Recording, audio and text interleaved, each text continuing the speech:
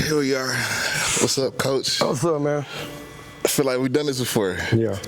Last time we done it, we won a state championship after this. So yeah, we do it again. We're gonna win another one. all right, yes, sir. So just for the people who may not know, just introduce yourself for us.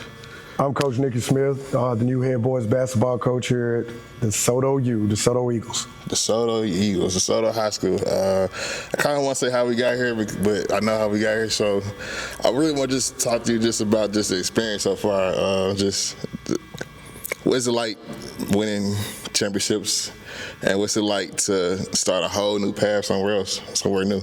Well, we all know winning championships is not easy, and I know it looks easy, or we made it look easy, but it's not. You know the hard work that goes into it. You were here from the beginning last year just to see, the path we had to take to get there, and it was a hard path. You lose some guys, you had injuries, a lot of things happened, but they persevered and came through it and was able to get a championship this year. But they're never easy, and I know we make them look easy, but they're not.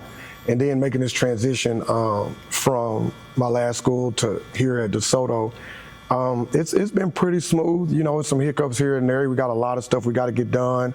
I got to get my assistant coaches hired. Once that happens, we can start the evaluation process of the student athletes, things like that, and making sure we have our freshman A and B teams together, our junior varsity teams and our varsity teams. So, that transition is still happening. Is all new to me. I've never had to do this before. I spent 28 years in Dallas.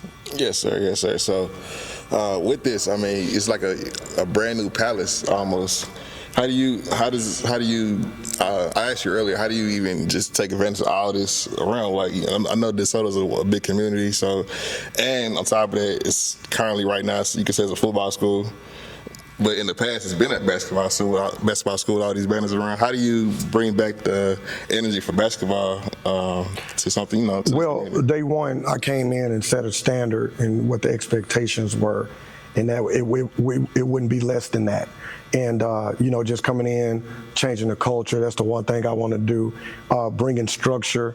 Things aren't as organized as I would like them to be right now, but they're going to be. So the main thing I wanted to do was come in and just give what was here some structure.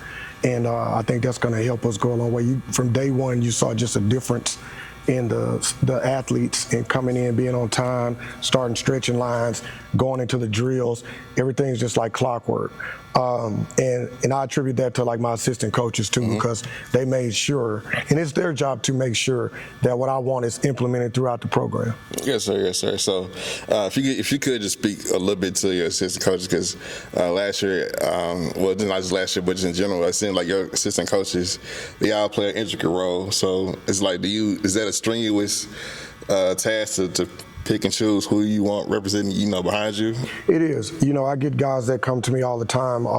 Man, I would love to come coach with you, be a part of a winning program, be a part of a winning culture to see how that is.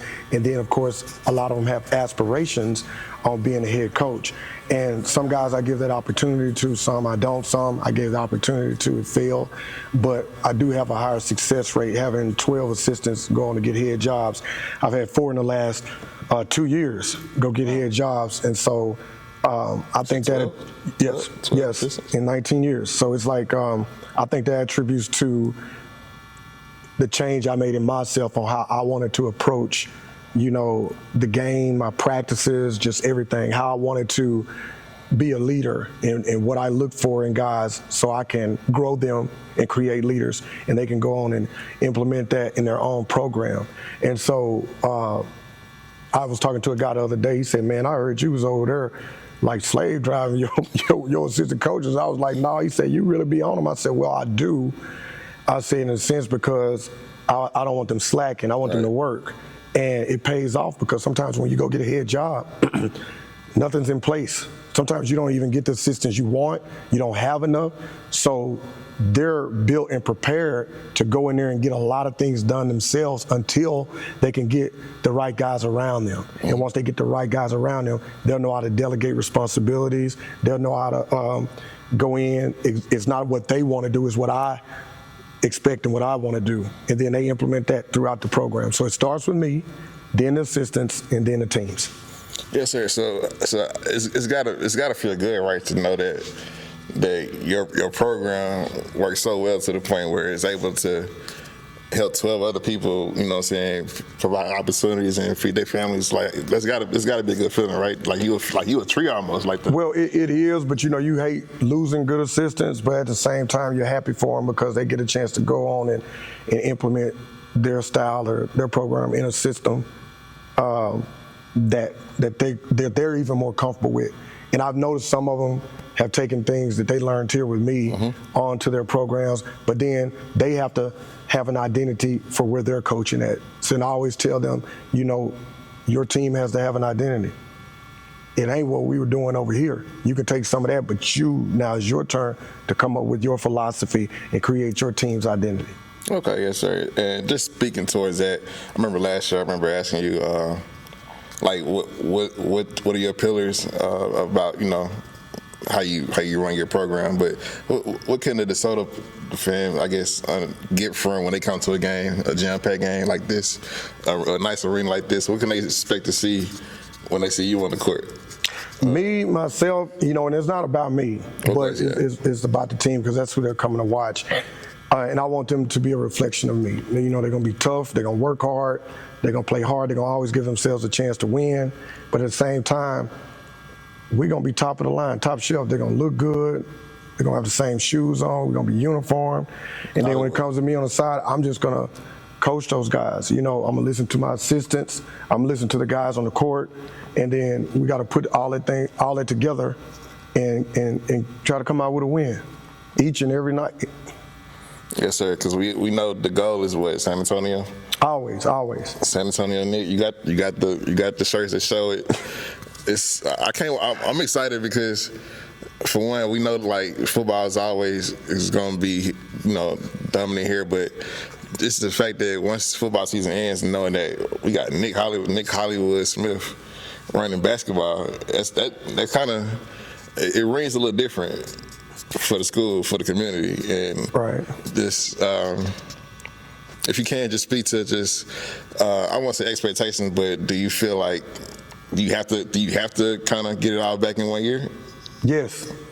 Like, I wasn't brought over here to sit here and just roll the ball out and watch these guys go play. I was brought over here to give these boys a great experience, to teach them, to grow them on and off the court as young men, to prepare them, the ones that get a chance to go play at the next level. And in the end, go win a state championship.